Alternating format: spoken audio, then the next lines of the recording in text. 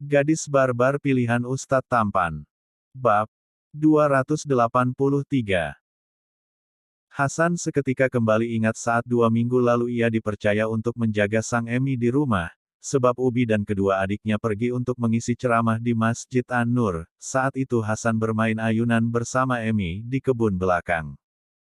Saat itu sang Emi mengatakan sesuatu yang aneh padanya. Tidak sanggup melihat anak-anaknya menangis seperti ini, Ikram pergi dengan langkah lebarnya, keluar dari ruangan ini, tidak memperdulikan teriakan Hilmi ataupun abinya. Tangisan ketiga anaknya sungguh menjadi luka terberatnya. Zaujati, apakah kamu melihat? Lihatlah anak-anak kita menangisimu. Kapan kamu bangun dari tidur panjangmu? Untuk beberapa hari pun aku tidak bisa sanggup melewatinya tanpa kehadiranmu di sisiku. Ikram berjongkok di koridor rumah sakit sambil memandangi langit yang nampak indah, sangat berbeda dengan perasaannya. Di tengah rasa sakit akan ujian yang harus dia terima, tiba-tiba pundaknya ditepuk oleh seseorang. Ustaz, menangis memang boleh tapi jangan terpuruk dalam rasa kesedihan. Bagaimanapun anak-anak Ustaz yang masih kecil membutuhkan Ustaz. Ikram tanpa melihat ke belakang seketika tahu siapa yang mengganggu kesendiriannya. Pergilah Kumala, saya butuh sendiri.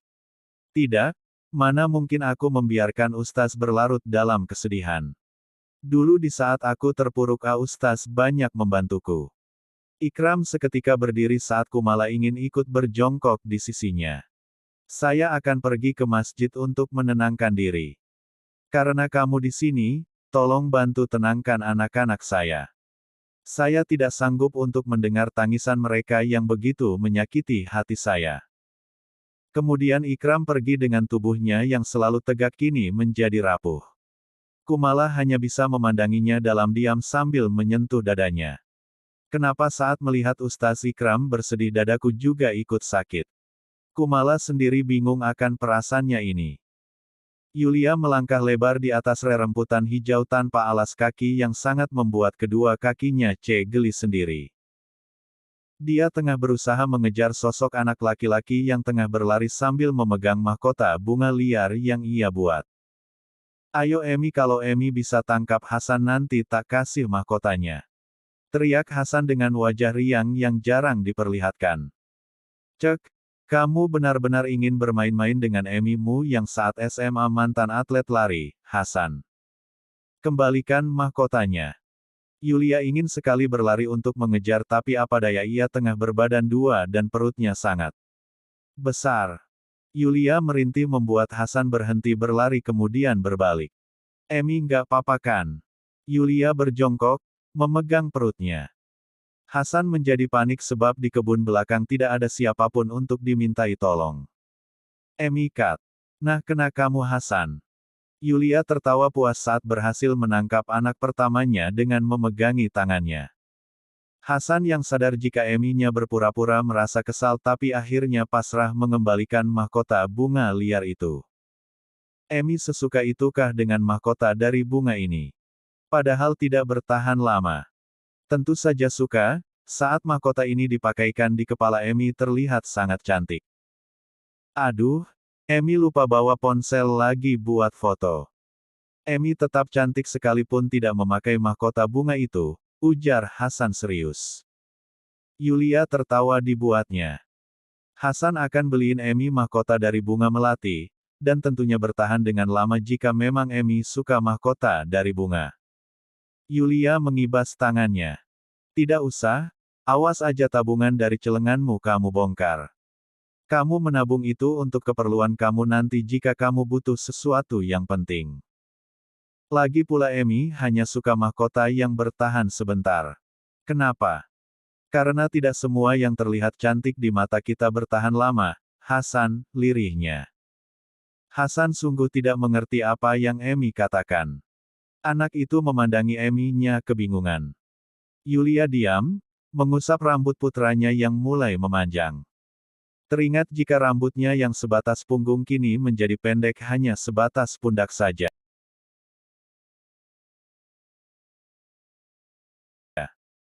Rambutmu udah mulai panjang, sayang. Nanti suruh Ubimu potongin kamumu rambut ya. Nggak mau? Hasan mau panjangin rambut sebatas leher. Terserah kamu, tapi nanti Ubi pasti suruh kamu potong rambut. Ibu dan anak itu kembali berjalan menuju sebuah pohon besar yang terdapat ayunan dengan talinya yang sudah dipenuhi oleh akar yang berambat. Coba kamu duduk di ayunan ini Hasan, nanti Emi dorong kamu. Nggak mau ah, Emi saja yang bermain ayunan. Pasti dedek bayinya juga mau main. Hasan mau naik ke atas aja. Pada akhirnya Yulia duduk di papan ayunan, tak lupa mengayunkan dengan kakinya sambil memandangi pegunungan yang terlihat jelas dari sini dan kini tidak tertutupi oleh awan ataupun kabut. Emi, panggil Hasan sambil menepuk celananya. Dia sudah di atas pohon yang selalu membuatnya nyaman. Selama ini Hasan gak pernah kasih hadiah buat Emi. Emi mau apa? Hasan serius loh Emi, soalnya bentar lagi kan dedek bayinya kata Ubi akan hadir di keluarga kita. Hasan juga udah menyiapkan hadiah untuk dedek bayi. Kamu pemaksa sekali Hasan, sama seperti Ubimu. Tapi Emi nggak mau hadiah sebab hadiah yang Emi inginkan sudah ada. Apa itu? Kamu dan adik-adik kamu. Bibir tipis Hasan seketika tersenyum lebar. Tetap saja aku ingin memberikan hadiah untuk Emi. Sekalipun Emi menyuruhku jangan. Kamu ini Hasan.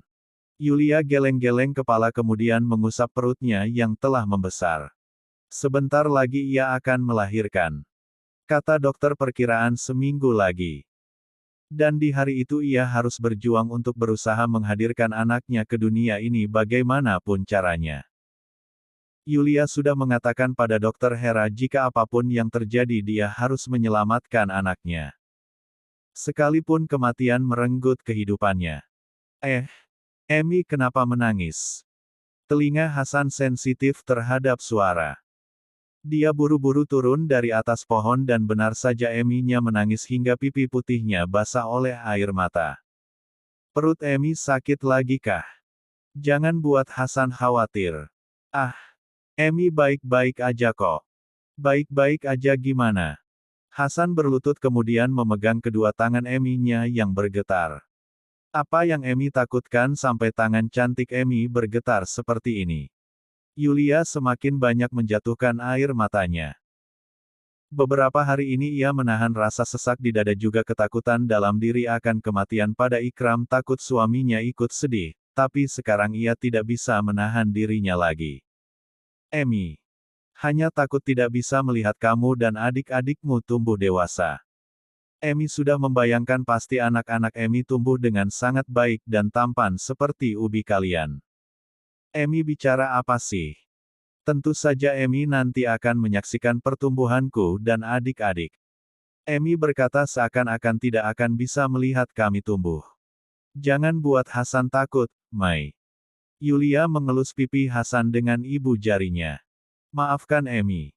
Oh ya Emi sangat penasaran jika kamu udah besar nanti siapa gadis beruntung yang memiliki hatimu. Yulia kembali mencoba ceria. Ia tidak seharusnya menunjukkan kesedihannya pada anaknya sendiri. Ia harus tahan ini semua. Emi yang memenuhi isi hati Hasan, sahut anak itu serius. Kok Emi sih? Emi kan udah punya Ubi. Enggak, Emi punya Hasan.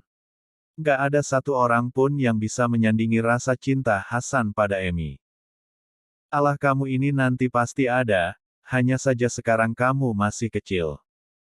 Jika udah dewasa kamu pasti akan merasakan jatuh cinta. Bibir Hasan cemberut. Nggak akan, maunya hanya Emi aja. Yulia menarik hidung putranya dengan gemas. Emi yakin 9945 kamu akan menyukai putri cantiknya sahabat Emi yaitu Paman Bara. Atau mungkin Laila. Hasan seketika tak terima saat nama Laila disebut oleh bibir Eminya. Atau Mawar. Bibir Hasan semakin menekuk ke bawah. Hasan maunya Emi seorang aja nggak mau yang lain. Yulia tidak menanggapi protesan putranya. Jangan Mawar deh. Soalnya Emi nggak suka sama ibunya.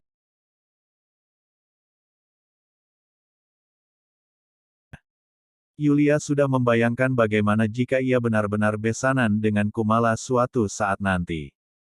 Membayangkannya saja sungguh ia tidak mau. Yulia tidak bisa bohong, ia memang sedikit kurang nyaman dengan wanita itu.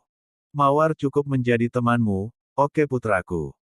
Kamu hanya harus mengejar cinta antar Sabia atau Laila nanti. Emi udah jangan membahas mereka. Hasan gak suka. Aish, kamu ini Hasan. Emi bilang kayak gini sebab untuk kebaikan kamu di masa depan. Awas aja kalau kamu udah gede nanti salah pilih orang untuk kamu cintai. Laila atau Sabia adalah pilihan yang tepat sebab Emi sudah mengenal keluarganya. Dan Yulia memandang langit dalam-dalam. Emi takut jika kamu besar nanti Emi tidak ada di sisimu.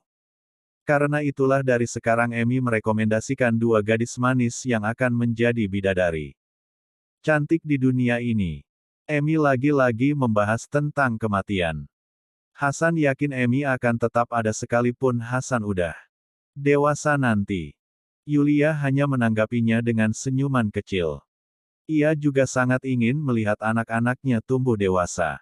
Sangat ingin, tapi permintaan Emi hanya satu, kamu dan adik-adikmu harus saling menjaga satu sama lain. Juga sayangi adik bungsumu yang sebentar lagi akan hadir. Putraku ini pasti akan menjadi abang yang paling hebat. Mereka menghabiskan waktu berdua dengan penuh bahagia. Bibir Hasan bahkan tak henti-hentinya tersenyum akan kebahagiaan yang ia rasakan kali ini. Flashback of Vel. Mungkin dari itulah mengapa Emi berkata seperti itu padanya, dan kini Hasan mengerti apa yang ditakutkan Emi sama ini. Eminya benar-benar seperti mayat yang tidak bisa bergerak, untuk membuka matanya pun begitu sulit. Makan ataupun minum pasti dibantu oleh selang. Kondisikan Eminya begitu memprihatinkan. Ia ingin sekali mencabut alat medis yang menyakiti tubuh Aminya. Tapi kata Ubi alat itu sangat penting untuk kehidupan Emi. Kenapa Allah membuat Emiku seperti ini? Dedek bayi membutuhkan Emi, kita juga. Ishak Hussein masih memeluk erat sosok Yulia yang tertidur dengan damainya. Dada Azhar sesak. Azhar benci melihat Emi yang seperti ini. Kapan Emi bangun? Hasan sendiri hanya bisa menatap kosong pemandangan menyakitkan di depannya dengan kedua tangan terkepal. Kalian laki-laki yang Emi banggakan, jadilah laki-laki kuat yang bisa menahan dirinya untuk tidak menangis, ujar Hasan dengan wajah tanpa ekspresi. Padahal dia sendiri beberapa menit lalu juga menangis. Kita juga punya adik yang harus kita jaga. Hussein berkata, berusaha untuk mengendalikan perasaannya. Emi pasti bangun kan, Paman? Azhar bertanya pada Paman Hilmi. Pasti, Azhar. Yulia adalah wanita yang hebat dia pasti bangun. Hanya 20 menit saja bagi ketiga anak itu untuk terus memandangi sosok Eminya ditemani Hilmi, sampai akhirnya mereka harus keluar sebab waktu menjenguk sangat terbatas, apalagi kondisi Yulia yang belum stabil. Emi harus bangun, masih banyak hal yang harus kita lakukan bersama, bisik Hussein di telinga Yulia. Kemudian anak itu memberikan kecupan di pipi tirusnya. Kalau Emi nggak bangun Azhar akan benci dedek bayi karena dia yang buat Emi seperti ini. Azhar, peringat Hilmi menggeleng dengan tegas kemudian menggendong keponakannya ini. Jangan pernah berpikir adikmu hadir karena sebuah kesalahan Emi-mu jadi seperti sekarang. Emi-mu akan sangat terluka jika dia sampai tahu.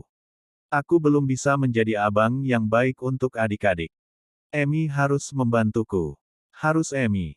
Jadi tolong bangunlah. Hasan gak akan bisa bertahan jika nggak ada Emi. Bangun Amni. Lirih Hasan memberikan kecupan di kedua mata sang Emi bergantian. Hasan sayang Emi, Ubi lebih sayang Emi. Jadi, bangunlah. Sepertinya keinginan semua orang yang menyayangi Yulia begitu sulit untuk terwujud, sebab 2 minggu berlalu kedua mata Yulia masih terpejam. Tubuh wanita itu bahkan semakin kurus sekalipun dia diberikan makanan juga minuman sebaik mungkin oleh suster.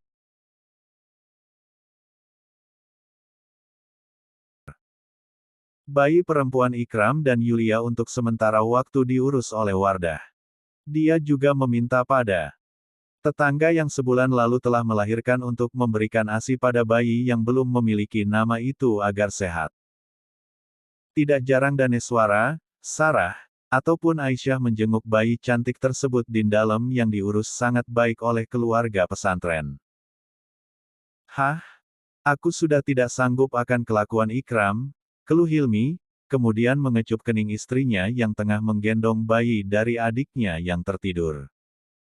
Bisa-bisanya dia belum memberikan nama pada bayinya, padahal dari lama dia mendambakan anak perempuan. Jika saja bisa aku ingin menamai bayi ini. Tapi Abi masih menunggu Ikramlah yang harus memberikan nama pada anaknya. Dan Ikram masih menunggu Dik Yulia untuk bangun. Ikram pasti akan kembali seperti Ikram yang kita kenali. Hanya saja dia masih butuh waktu. Abi juga kan tahu secinta apa Ikram pada Yulia. Melihat kondisi Yulia yang tidak ada perubahan membuat dia hampir gila. Setidaknya Hasan, Hussein, Azhar, tidak seperti Ikram. Mereka bertiga selalu mengunjungi bayi ini. Ikram. Dia selalu di rumah sakit dan hanya fokus menantikan Yulia bangun. Hilmi benar-benar tak tahan akan sikap adiknya yang seperti sekarang ini. Ingin sekali dia memukul kepalanya itu agar sadar. Awas aja jika sampai besok dia tidak datang ke dalam untuk melihat anaknya, aku akan menyeret. Paksa dia. Kamu ini Bi, sudahlah jangan bahasa itu lagi, pinta Wardah mengusap lembut pundak Hilmi. Itu hanya akan menambahkan beban pikiranmu. Wardah keluar dari kamar kemudian pergi ke ruang tamu di mana ada ayah mertua yang tengah dipijat kakinya oleh Kumala. Akhir-akhir ini Wardah kadang heran akan keberadaan wanita ini yang sering ke dalam, tapi ia tidak bisa memikirkan apapun sebab fokusnya kini harus mengurus keponakan juga. Anak-anaknya. Abi hari ini kan jadwal setoran anak-anak. Di mana Hasan, Hussein, Azhar, dan juga Hasyal.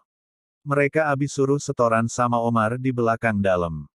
Hanya saja Hasan, anak itu tidak tahu ada di mana. Duduklah Wardah, Abi ingin melihat cucu cantik Abi. Dia tidur Abi, sepertinya benar-benar mengantuk sebab tadi malam terjaga. Kamu pasti sangat kerepotan, Wardah. Wardah menggeleng keras. Tidak Abi, aku malahan sangat senang bisa mengurus putri dari Yulia. Untuk sementara waktu. Tetap saja kamu kelelahan, Wardah. Karena dari itulah Kumala akan membantumu untuk mengurus cucu perempuan Abi. Katanya Kumala melakukan semua ini sebagai ucapan terima kasihnya pada Ikram. Dan Yulia karena dulu pernah membantunya. Wardah memandangi Kumala yang tersenyum ramah padanya. Baiklah Abi. Aku akan mengurus bayi ini dengan baik. Kumala terlihat bersungguh-sungguh. Aku pamit keluar untuk menjemur tubuh bayi cantik ini. Matahari sepatu ini sangat cocok untuk berjemur. Wardah pamit dibalas anggukan dari Abi Laksa. Oh iya, waktu itu Ikram pernah bilang kamu akan menikah dengan Ustaz Ilyas. Adakah kelanjutan dari hubungan kalian? Langkah kaki Wardah seketika tertenti saat mendengar pertanyaan dari Abi Laksa pada Kumala. Dia penasaran jawaban dari wanita itu.